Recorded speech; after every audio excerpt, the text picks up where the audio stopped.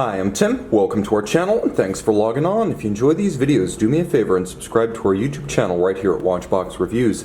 I would really appreciate it, and I promise to update daily. If you love this watch, you can see it, and you can purchase it on our website, thewatchbox.com. And today we are discussing a lovely late 1990s Omega Seamaster Professional Diver 300-meter chronometer.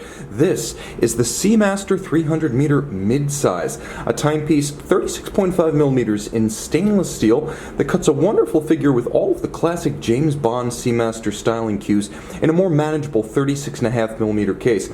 I can recommend this watch for wrists as small as 13 centimeters in circumference, and you can see the watch wears well on my 16 centimeter circumference wrist. I would say 13 centimeters up to 17, this is a good size and a good fit. The timepiece is slim compared to the modern coaxials, only 11.4 millimeters thick. It's also compact across the wrist, 43 millimeters from lug to lug.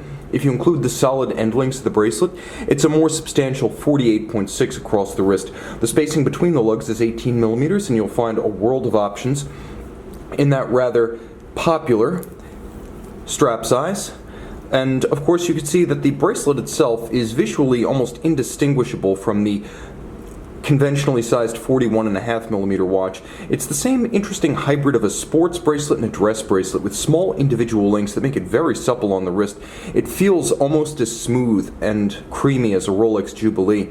It also has a lot of metal, so it feels like a sports watch bracelet, and it's quite strongly built with all of the links held together, the removable links, by pin sleeves. Those are quite resolute. There is differential polish as well as satin. Satin being dominant, it has just a glint of polish to act as jewelry offsetting the satin. You can see there is a dive extension milled out from the solid and a clasp featuring twin trigger release. This clasp is of superb quality. It's almost as though it were machined from a solid ingot of steel. This is considered to be the clasp by Omega that forced Rolex to rethink its stamped clasps going into the 2000s.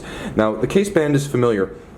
Satin sides, there are crown guards that act more as shear guards than impact guards. There's a little bit of a polish on the bevel that runs all the way to the lip of the crown guards. And you can see those lyre-style flared lugs continue at all four corners. The helium escape valve for saturation divers.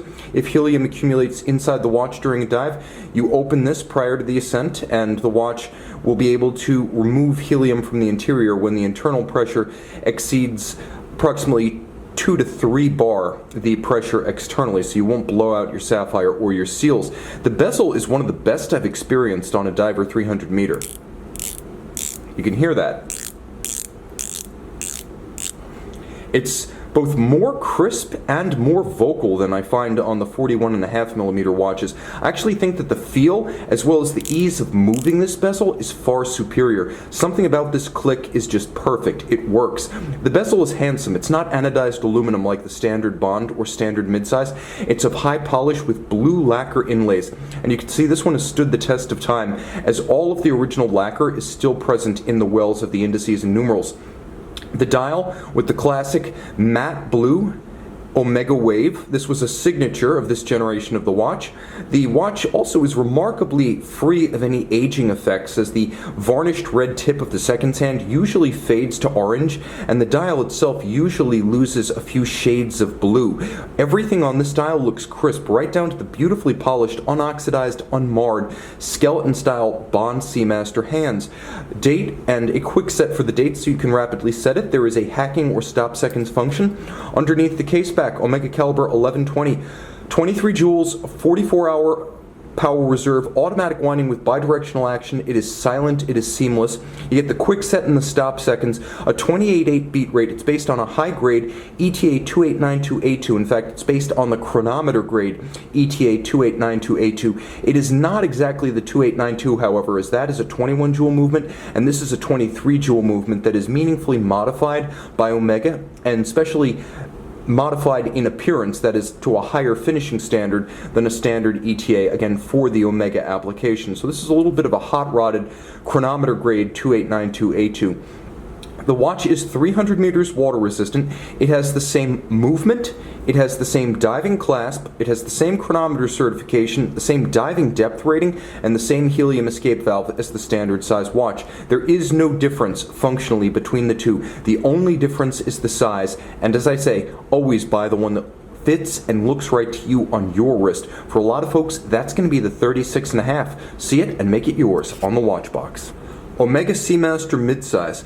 An intriguing contrast here. You can see the dial has been upgraded with superluminova during a subsequent service, whereas the watch's original manufacturer tritium bezel pearl remains intact. So the timepiece features a Omega service replacement superluminova dial and hands so that it remains a full service 24-hour sports watch.